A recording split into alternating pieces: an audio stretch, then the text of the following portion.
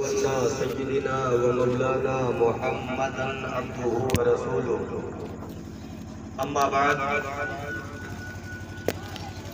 फ़अऊज़ु बिल्लाहि मिनश शैतानिर रजीम।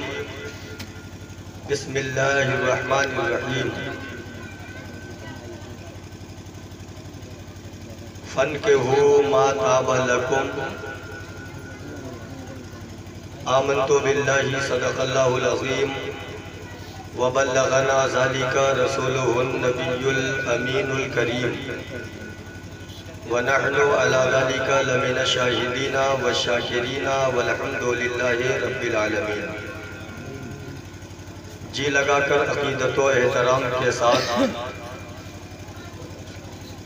अपने और सारे कायनात के मरकज़े अक़ीदत रूही फ़िदा मुहम्मदुर रसूलुल्लाह सल्लल्लाहु अलैहि वसल्लम की बारगाह आली वक़ार में दुरूद शरीफ का नज़राना महब्बत पेश करने की सआदत हसना हासिल करें। पढ़ें अल्लाहुम्मा सल्लि अला सय्यिदिना व मौलाना मुहम्मदिन मअदनिल जूदि वल करम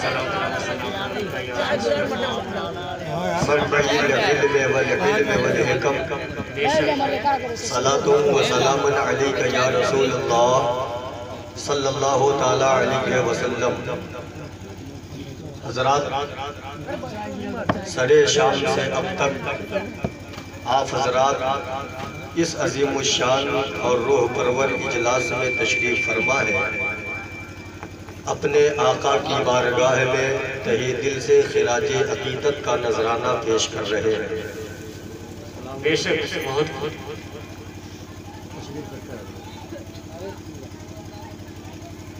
माशाअल्लाह हम सबके कायद महबूबुल उलमा हज़रत मास्टर सैफुल्लाह साहब जो आलिमों से बड़ी मोहब्बत करते हैं और उलमा इनसे बड़ी मोहब्बत करते हैं। जी तशरीफ़ फरमा है, अपने दुआओं से नवाजेंगे इंशाअल्लाह। वैसे सबसे ज़्यादा इनका करम हमारे ही ऊपर होता है। हज़रात, नाते रसूल मकबूल के अशार भी आपने मुलाहज़ा फरमाया। तिलावत कुरान से अपने क़ुलूब को मुनव्वर व मुजल्ला फरमाया।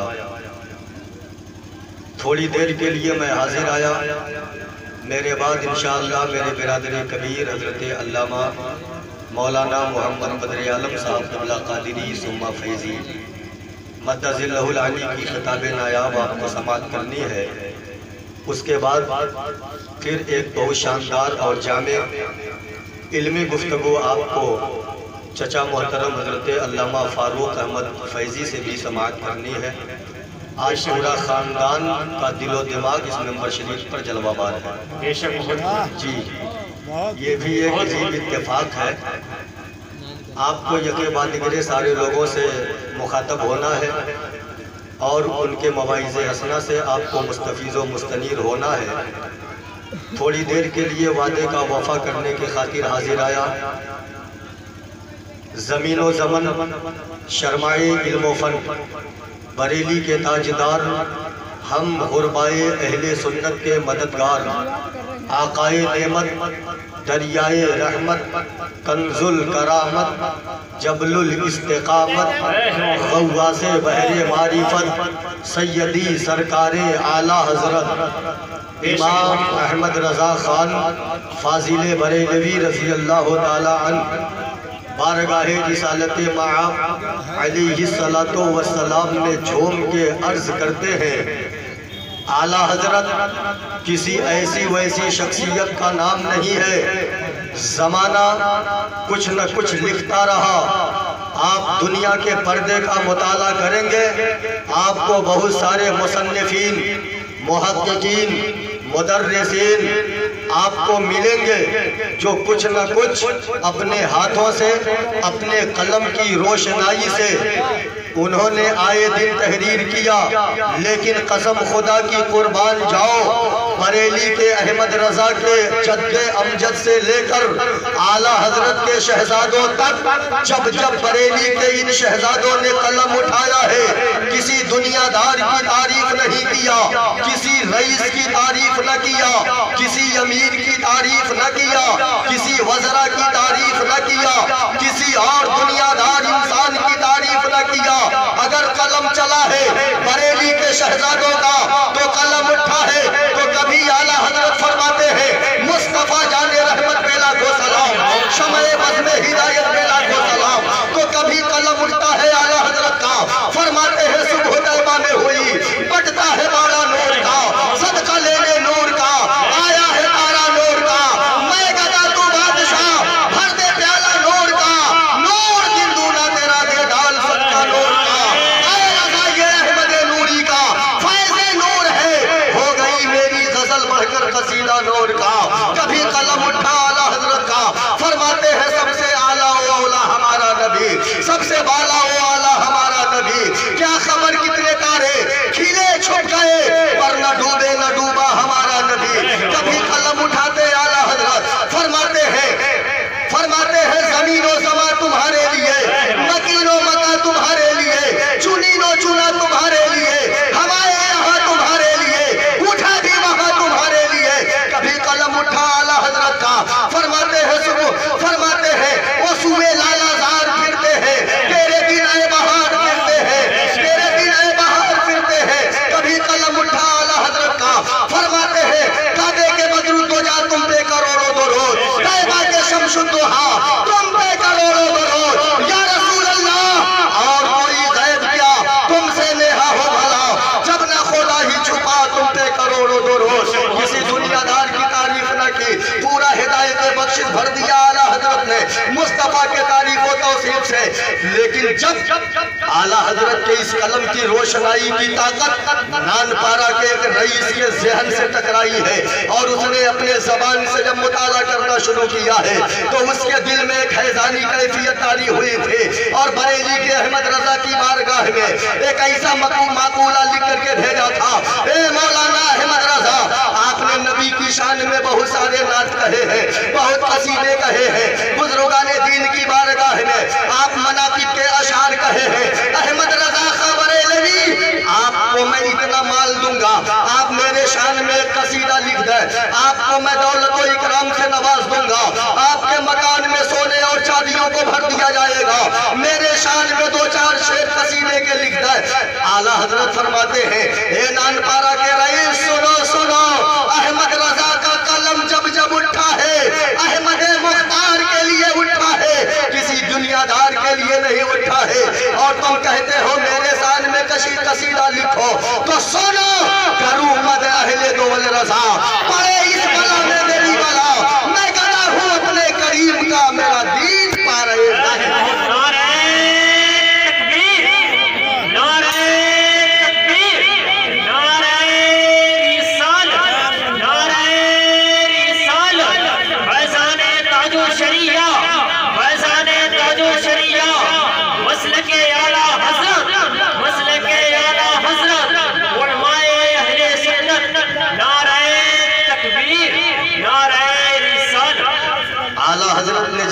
कुछ लिखा मुस्तफा की शान में, तो आला हजरत के चाहने वालों ने भी कुछ लिख दिया और फरमाते हैं वादी रजा की कोहे हिमाला रजा का है, वादी रजा की कोहे हिमाला रजा का है, जिस समत देखिए वो इलाका रजा का है। औरों ने तो लिखा है बहुत दिल में दीन पर, जो कुछ है इस सदी में वो तन्हा रजा का है, जो कुछ है इस सदी में वो तन्हा रजा का है। और जब ताजुश्शरिया बाहयात थे तब मैंने ये शेर पढ़ा था, नजदियों से कह दो न गुस्ताखियां करें, अख्तर रजा के हाथ में डंडा रजा, अख्तर रजा के हाथ में डंडा रजा का है। हजरात खुतबा मसरूरा के बाद जिस आयत मुकद्दसा की तिलावत करने का शरफ हासिल किया, उसी आयत मुबारका की रोशनी में थोड़ी देर मैं आपसे गुफ्तगू करने की सआदत हासिल करूंगा। अल्लाह की बारगाह में दुआ है मौला हमें हक बोल बोलने, सबको हक सुनने और हम सभी को हक पर अमल करने की तौफीक अता फरमाए। अल्लाह कुरान में इरशाद फरमाता है, फन के हु मा ताबा लकुम, ए लोगों तुम ऐसी नेक बीवियों से निकाह करो जो तुम्हें पसंद हो। एक, दो, तीन, चार, चार से ज्यादा इस्लाम में इजाजत नहीं है। जो तुम्हें पसंद हो उन औरतों से शादी करो। सवाल ये पैदा होता है, कुरान फरमाता फन के हु मा ताबा लकुम, जो तुम्हें पसंद हो उन औरतों से शादी करो। गौर करने का मकाम यह है, आज का नौजवान कैसी लड़कियों को पसंद करता है। अगर लड़की कुरान की कारिया हो, नहीं ओल्ड मॉडल, बहुत पुरानी लड़की है, इसे तहजीब का ढंग नहीं मालूम, नए जमाने का रिवाज नहीं मालूम, नई तहजीब का ढंग नहीं मालूम, हम ऐसी बच्ची से शादी नहीं करेंगे जो अपने बदन को बुरखे से छुपाकर सलीके के साथ रोड के किनारे चलती हुई नजर आए। नहीं, जो फैशनों में चूर हो, अपने आप को दीनियात और इस्लामियात से कोसों दूर रखती हो। आज का नौजवान ऐसी लड़कियों को पसंद करता है। जमाना ये कहे, कुरान कहता है तुम्हें जो पसंद है उससे शादी कर लो, तो कुरान तो कह दिया। अब क्या हम ऐसी बच्चियों से शादी कर सकते हैं जो इस्लामियात और दीनियात से दूर रहती हैं, जो दीनियात के मामले में कोसों दूर है, उन्हें इस्लाम से कोई मतलब नहीं है, वो फैशनों में चूर है, अपने आप को अपने पूरे मुकम्मल वजूद को दुनिया के पर्दे पर बोझ बनकर जाहिर कर रही है। क्या हम ऐसी लड़कियों से शादी कर सकते हैं? तो हजरात मैं यही पलट के कहूंगा, जरा आप अपने उलमा के करीब आइए और इन उलमाए कराम से पूछिए, कुरान के लफ्ज पर आप गौर फरमाएं। कुरान फरमाता है मा ताबा लकुम, लफ्ज ताबा पे गौर कीजिए। ताबा लकुम, ऐसी औरतों से शादी करो जो तुम्हें पसंद हो। मतलब ये ताबा हमें बता रहा है कि उसकी जिंदगी शरीयत की ताबेदारी करती हो, उसकी जिंदगी इस्लाम के शियार के मुताबिक गुजरती हो, वो अपने आप को मुकम्मल तौर से कनीज़े फातिमा बनकर गुजारती हो, अपनी सुबह शाम को, अपने जिंदगी के हर रमूज़ो असरार को अगर वो दीनियात और इस्लामियात पर खरा उतर रही है तो उसका स्वागत है। वरना ऐसी बहुत सारी लड़कियां घूम रही है हिंदुस्तान की सरजमीन पर, जिसे जमाना देखकर थूकता है और कहने पे मजबूर होता है ये इस्लाम की शहनादी नहीं है। अरे इसी जमाने में एक ऐसी खातून, एक ऐसी औरत जन्म ली दुनिया के पर्दे पर, जिसे पूरी दुनिया अदब से नहीं बल्कि जिस औरत को पूरा जमाना खबीसा तस्लीमा नसरीन के नाम से जानता है, वो भी एक मुस्लिम समाज में पैदा होने वाली लड़की थी, मुस्लिम माशरे में जन्म लेने वाली थी। और तारीख का मुताला करने के बाद पता चलता है तस्लीमा नसरीन का खानदान कोई ऐसा वैसा खानदान न था, एक आलिमाना खानदान था। उसका बाप आलिम था, उसका दादा आलिम था, लेकिन फैशन के इस दौर में इस कदर चूर हो गई कि पैगंबर इस्लाम सल्लल्लाहु अलैहि वसल्लम के हदीस पर उंगलियां उठाने लगी, कुरान पाक के आयत करीमा पर उंगलियां उठाने लगी और ये ऐलान करने लगी मुसलमानों के पैगंबर मुहम्मदुर रसूलुल्लाह ने औरतों का कोई मकाम नहीं दिया है, औरतों के हुकूक को पामाल कर दिया है। मैं कहता हूँ नादान, जो मकाम इस्लामी मुआशरे में औरतों का है किसी और मुआशरे में वो मकाम नहीं है, वो और मकाम किसी और मुआशरे में नहीं है। आप जरा देखें, उसने कहा कि मर्दों को 2 हिस्सा, मुसलमानों के पैगंबर ने मर्दों को 2 हिस्सा दिया और बेटियों को 1 हिस्सा दिया। लेकिन मैं कहता हूँ खबीसा तूने समझा नहीं, पैगंबर के इस हिकमत को तुमने नहीं समझा। एक बाप के आंगन में दो मुस्कुराती हुई जान तशरीफ लाई। एक बेटा है तो दूसरा बेटी। हुक्म हुआ बाप के विरासत से बेटे को 2 हिस्सा मिलेगा और बेटी को 1 हिस्सा मिलेगा। इसी को पढ़ने के बाद लोग गुमराह हो गए, लेकिन पैगंबर के हिकमत को नहीं देखा। बेटा एक जगह सिर्फ और सिर्फ अपने बाप के विरासत में हिस्सा पा रहा है, लेकिन वो बेटी, कुर्बान जाओ बेटियों की अजमत पर, वो बेटी बाप के घर है तो बाप के विरासत से 1 हिस्सा पाएगी। वही बेटी जवानी के दहलीज पे कदम रख चुकी है, रिश्ता हो गया, शादी हो गई, शौहर के घर आ गई। अब वही बेटी शौहर के जायदाद से हिस्सा पा रही है। 2 हिस्सा हुआ। अब वही बेटी मां बन गई, मां बनी। मां बनने के बाद पैगंबर फरमाते हैं बेटे के विरासत से भी उसको हिस्सा मिलेगा। बेटियों का हिस्सा कम हुआ कि बच्चों से ज्यादा हुआ? बच्चों का 2 है, बेटियों का 3।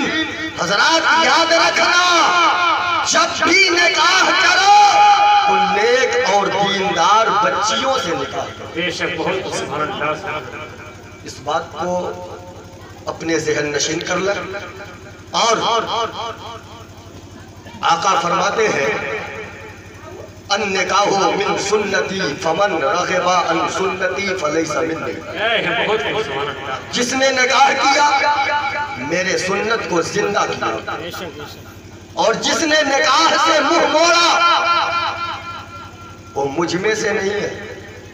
आका फरमाते हैं निकाह करना मेरी सुन्नत और निकाह से रूगर्दानी करना, मुंह मोड़ना, गोया कि वो मुझ में से नहीं है, वो मुझसे मोहब्बत नहीं करता है। हज़रात निकाह करना पैगंबर की सुन्नत। बस इसी सुन्नत पे थोड़ी देर गुफ्तगू कर लूं, उसके बाद सेवा समाप्त। पैगंबर की सुन्नत है निकाह करना, लेकिन गौर ये करना है कि सुन्नत किस तरीके से है, क्या तरीका है जिसे हम अपनाएंगे तो निकाह में सुन्नत अदा हो जाएगा। निकाह करना सुन्नत है पैगंबर की, ये मुतलक इरशाद हुआ। आप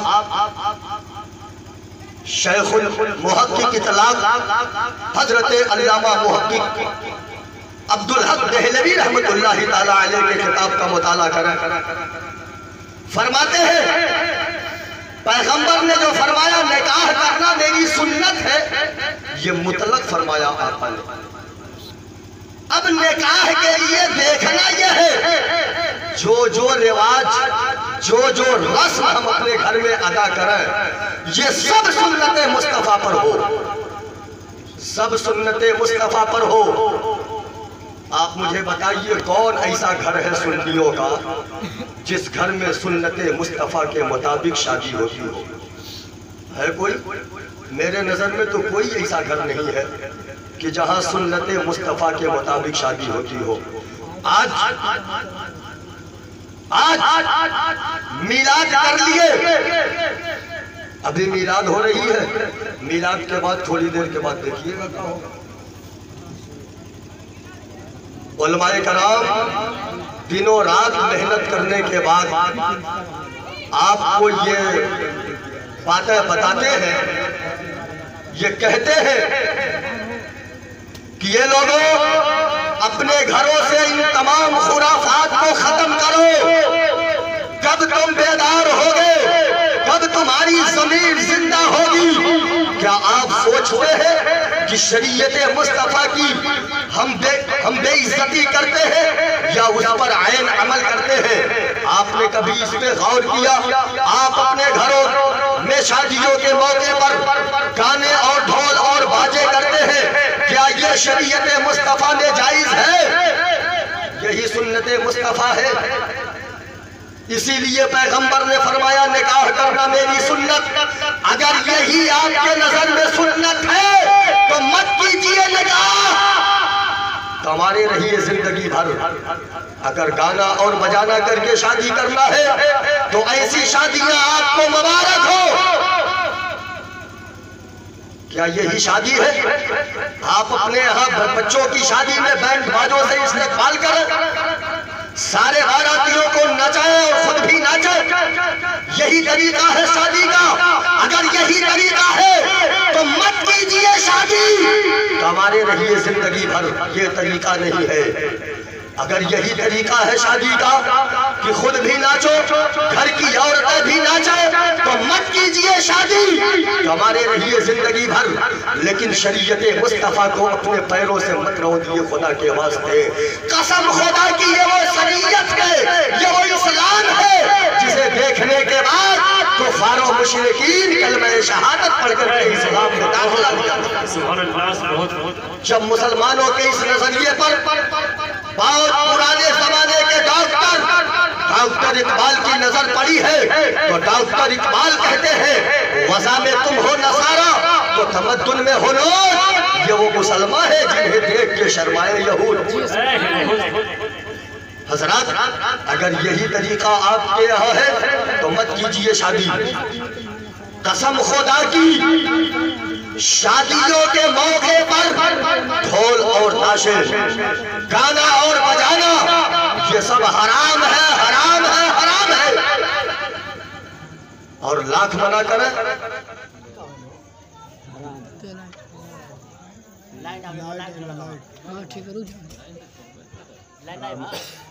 लाइन है, वही जोड़ेंगे अभी।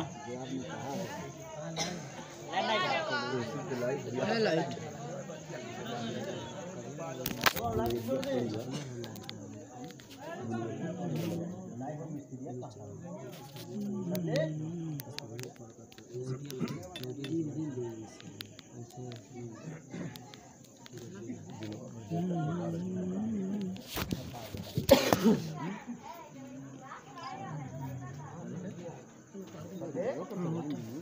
अरे बाबू लाइन से चलाओ,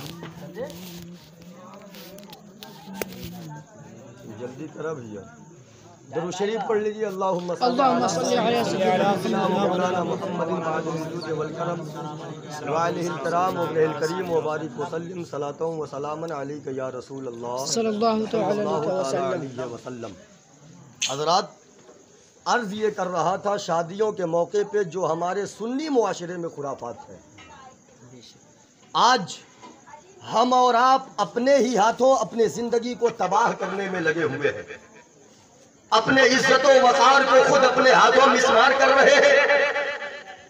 और हम ये कहते हैं बदअकीदे बढ़ रहे हैं, सुन्नियत घट रही है।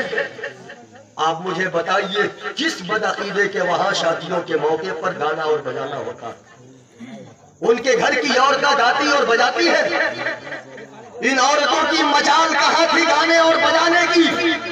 अगर घर के लोग इजाजत न देते, सबसे पहले तो घर ही के लोग बिगाड़े औरतों को, फिर वो बिगड़ गई। और बाद में कहते हैं मौलाना औरतों की तबीयत बहुत खराब रहती है, ताबीज बनाइए। जब दिन रात गाना गाएगी, गीत गाएगी तो जिन्नात और भूत नहीं पकड़ेगा उसको। कुरान की तिलावत करती तो कोई शैतान करीब ना आता। आका फरमाते हैं जिस घर में कुरान की तिलावत होती है उस घर में सुबह शाम अल्लाह के रहमत के फरिश्ते नाजिल किए जाते हैं। और जिस घर में रहमत के फरिश्ते नाजिल हो, क्या उस घर में भूत और जिन्नात आ सकते हैं? हजरात, आज हम और आप जब रिश्ता तय करने जाते हैं, हम में से कितने लोग हैं जो अकायद पे गौर करते हैं कि बच्ची या बच्चे का अकीदा क्या है, ये मसलके आला हजरत का सच्चा तर्जमान है या नहीं? कुछ नहीं देखा जाता। जायदाद है, अमीर है, पैसे वाला है, रिश्ता कर दो। रिश्ता होने के बाद बहुत सारे लोग ये कहते हैं मौलाना साहब आप किस चक्कर में हैं? अरे अपनी बच्चियों को उनके वहां मत दीजिए, लेकिन उनकी बच्ची अपने वहां ला लीजिए। अरे वो यहाँ आएगी तो धीरे धीरे बदल जाएगी। और बहुत सारे लोग ये कहते हैं कि अपनी बच्चियां दे दीजिए, उनकी बच्चियां मत लाइए। हमारी बेटी जब उनके वहां जाएगी तो धीरे धीरे पूरे खानदान को बदल देगी। ये मुहाल है, मतलब इसे कोई मान सकता है? एक औरत पूरे खानदान को तबाह बर्बाद करने के लिए काफी होती है। पूरे जमाने को आप समझा ले जाएंगे, लेकिन उनकी लड़की आपके घर आएगी, पूरे खानदान को बदल देगी, मगर खुद नहीं बदलेगी। याद रखिएगा, खुद नहीं बदलेगी वो। आप जरा गौर कीजिए, रिश्ता तय करने से पहले आप अकायद पे गौर कीजिए, और अकायद पर गौर करने से पहले अब तो हिंदी और उर्दू दोनों में किताबें निकल रही हैं। सबसे पहले बदमज़हबों से रिश्ते का मुताला करना, फिर उसके बाद रिश्ता लेकर के किसी के वहां जाए। एक आखिरी बात आपके सामने अर्ज करूं, एक वाकये के जरिए, यही आखिरी और लास्ट बात है, फिर उसके बाद मैं आपसे रुखसत हो जाऊं। ये वाकया आपने बहुत पहले सुना होगा। शादी के हवाले से आज हम और आप रिश्ता तय करने जब जाते हैं तो लड़का कैसा है, पैंट शर्ट पहनता है या नहीं पहनता है, एमए बीए किया है या नहीं किया है, अरे पैजामा भी पहन लेंगे किसी दिन। ये देखा जा रहा है। लड़की देखने गए, दीनदारी नहीं, फैशन देखते हैं, लड़की खूबसूरत है या नहीं, मेकअप करने वाली है या नहीं, कुरान की कारिया है या नहीं, तिलावत करने वाली है या नहीं, ये नहीं देखा जाता। याद रखिए, एक वाकया नकल किया किसी मुसन्निफ ने। एक जमाने में एक काजी रहा करते थे जिनका नाम था काजी नूह। अपने वक्त के जज थे,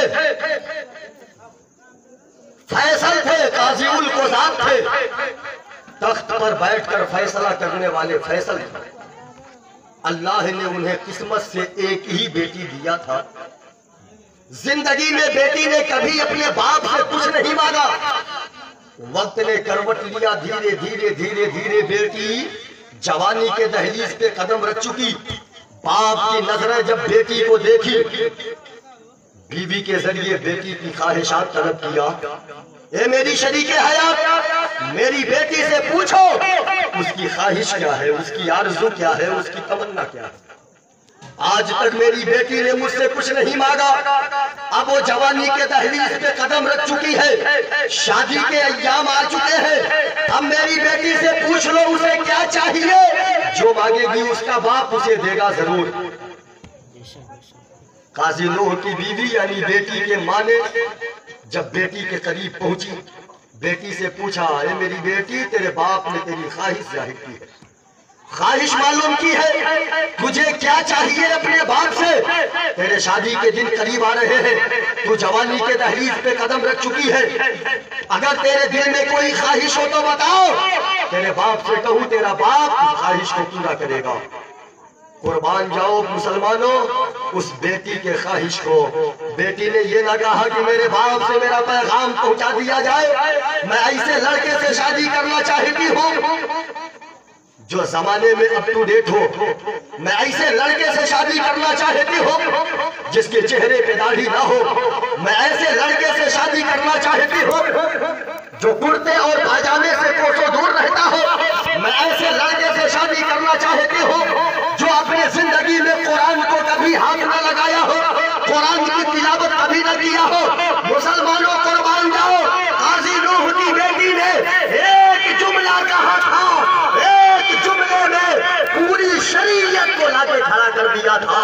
कहा, मेरी माँ, मेरे बाप तक मेरा पैगाम पहुंचा दिया जाए। अगर मेरे बाप ने मेरी ख्वाहिश जाहिर की है, मेरी ख्वाहिश मालूम करनी चाहिए, तो मेरे बाप ने मेरी ख्वाहिश पहुंचा दी जाए। मैं ऐसे लड़के से शादी करना चाहती हूँ जिसने अपनी जिंदगी में कभी हराम का एक लुकमा न खाया हो, हराम का एक लुकमा न खाया हो। अब हराम का एक लुकमा वही नहीं खाएगा जो कुरान का मानने वाला होगा, कुरान का तिलावत करने वाला होगा, शरीयत पे अमल करने वाला होगा, अज़मत मुस्तफा सल्लल्लाहु अलैहि वसल्लम को अपने दिल में बसाने वाला होगा। पूरी शरीयत को लाके खड़ा एक जुमले में कर दिया उस बेटी ने।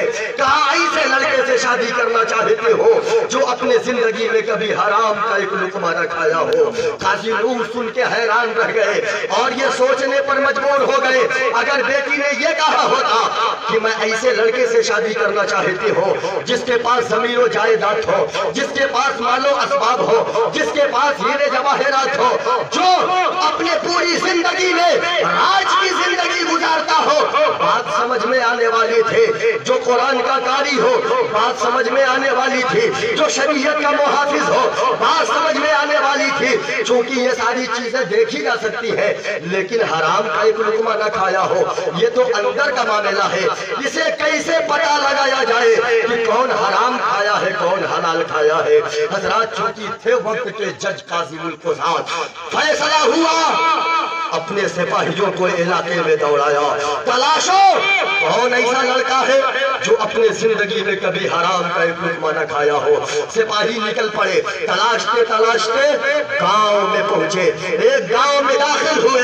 गांव में जब दाखिल हुए, लोगों से मालूम किया, लोगों ने बताया, हे लोगों सुनो सुनो, हमारे गांव में एक आदमी है, एक इंसान है, एक मर्द कलंदर है जो अपने जिंदगी में कभी हराम का एक लुकमा नहीं खाया है।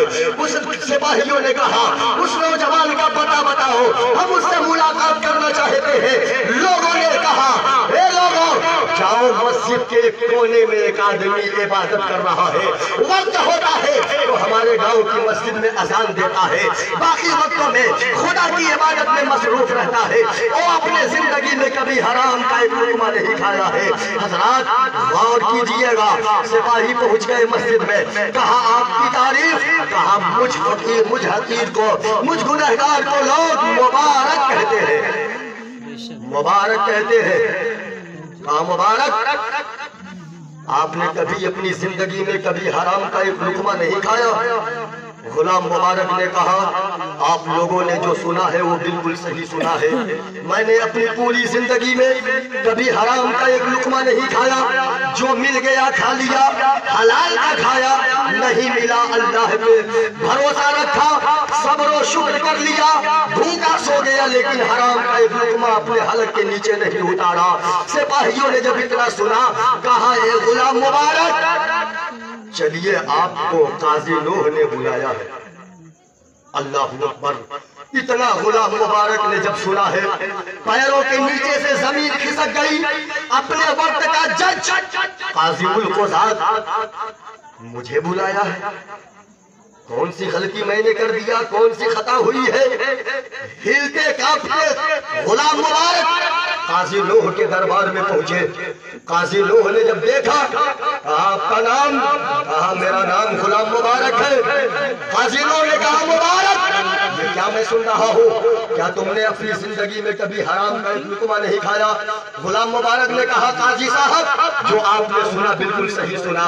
कहा, ये गुलाम मुबारक अगर तुमने हराम का एक लुकमा नहीं खाया है तो सुनो, मेरी बेटी की ये ख्वाहिश है, मेरी बेटी की एक आरज़ू है, उसका निकाह तेरे साथ किया जाएगा। अब बताइए, गरीब आदमी जब ये बात सुनेगा तो चकराएगा या नहीं चकराएगा? जैसे लगा कि रात में दिन में तारे नजर आने लगे। गुलाम मुबारक ने कहा, काजी साहब ये क्या बातें कर रहे हैं आप? मैं गरीब आदमी, एक टाइम खाता हूँ, दूसरे टाइम के लिए खुदा पे भरोसा रखता हूँ। आपकी बेटी मखमल के बिस्तर पर सोने वाली मेरे घर खटाई पर सोएगी? काजी साहब मैं ये शादी कर नहीं सकता। काजी नूह ने कहा, मुबारक तुम्हें ये शादी करनी होगी चूंकि मेरी बेटी की ख्वाहिश है। हजरात, ख्वाहिश इधर से इसरार, इधर से इनकार, हालांकि मजबूर होकर मुबारक ने कहा, ठीक है मैं शादी करूंगा। निकाह हो गया। अल मुख्तसर ये निकाह हुआ। निकाह होने के बाद गुलाम मुबारक बेटी को घर लेकर के आए। दुल्हन घर आई, एक हुजरे में दाखिल हुई। शाम को गुलाम मुबारक कमरे में दाखिल हुए। दुल्हन बड़ी खुश थी, आज दूल्हा और दुल्हन के मुलाकात की रात है। मगर कुर्बान जाओ, ये आज के नौजवान न थे, बड़े पुराने जमाने के नौजवान थे। इस्लामियात और दीनियात पर अकीदा इतना पुख्ता था, अल्लाह पर भरोसा इतना पुख्ता था। कसम खुदा की कभी आपका दिलो दिमाग फिसलने वाला न था। इन्हीं के बारे में तो किसी ने बहुत पहले कहा था, आज भी हो जो बराहीम सईमा पैदा, आग कर सकती है अंदाजे पुलिस ना पैदा। हजरात दुल्हन खुश है, आज शौहर हुजरे में दाखिल हुआ है, हुजरे में दाखिल हुआ, आज दोनों के मुलाकात की रात है। लेकिन कुर्बान जाओ, गुलाम मुबारक हुजरे में दाखिल हुए हैं। दाखिले के बाद वजू बनाया, वजू बनाने के बाद घर के अंदर मुसल्ला बिछाया, एक कोने में मुसल्ला बिछाने के बाद पूरी रात इबादत और रियाजत में मशगूल रहे। बीवी सोचने पे मजबूर हो गई, आज शायद कोई इबादत की रात है इनकी, जो मुझसे मुलाकात के लिए आज ये तैयार ना हुए, कल हो सकता हो मुलाकात हो जाए। हजरात दूसरी रात को गुलाम मुबारक हुजरे में दाखिल हुए, फिर भी बात तक नहीं किया, इबादत में पूरी रात गुजार दिया। इसी तरह मुतवातिर 30 रात गुजर गए, बीवी की कुर्बत की बात को छोड़ो, अपने बीवी से बात तक नहीं किया, बोला तक नहीं बीवी से। हजरात शुदा ये बात किसी तरीके से काजी नूह की बीवी तक पहुंच गई। काजी नूह की बीवी ने काजी नूह से कहा कि आप कैसे लड़के से शादी कर दिए हैं, आज तक 20 दिन का जमाना गुजर गया है, मेरी बेटी से उसने बात तक नहीं किया है। मुसलमानों गौर से सुनना, इस जुमले को अपने दिल के कान से सुनना और अपनी दिल की दुनिया में इसे जगह देकर के अमल करने की कोशिश करना। हजरात काजी नूह ने मुबारक को बुलाया, गुलाम मुबारक ये क्या मैं सुन रहा हूँ, 20 रोज का जमाना गुजर गया है, तुमने मेरी बेटी से बात तक नहीं किया। गुलाम मुबारक ने कहा, काजी साहब आपने जो सुना बिल्कुल सही सुना। काजी नूह ने कहा, मुबारक जब तेरे बदन में वो ताकत न थी जिस ताकत की बुनियाद पर शादी की जाती है, तुमने मेरी बेटी से रिश्ता क्यों किया? तुम्हें उसी वक्त बता देना चाहिए था, मैं शादी के लायक नहीं हूँ।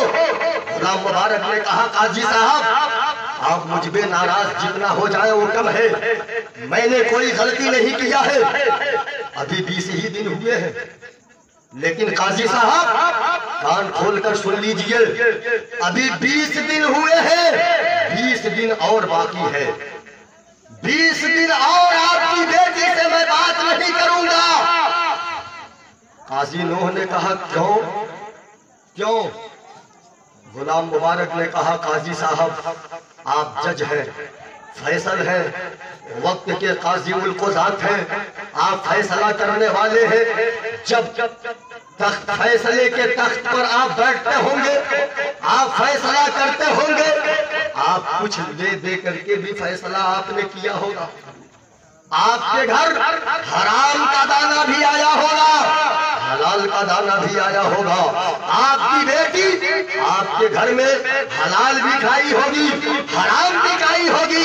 काजी साहब जब आपकी बेटी की ये ख्वाहिश है मैं ऐसे लड़के से शादी करना चाहती हो जो अपने जिंदगी में हराम का एक लुकमा न खाया हो, तो सुनिए मैं अपने घर हलाल दाना 40 दिन तक खिलाऊंगा और उसके बदन में जो हराम खून है उसको बाहर निकालूंगा, और जब हराम खून 40 दिन के बाद 40 दिन में बाहर निकल जाएगा तब मैं आपकी बेटी से मुलाकात करूंगा, ताकि होने वाला बच्चा अल्लाह का नेक बंदा हो।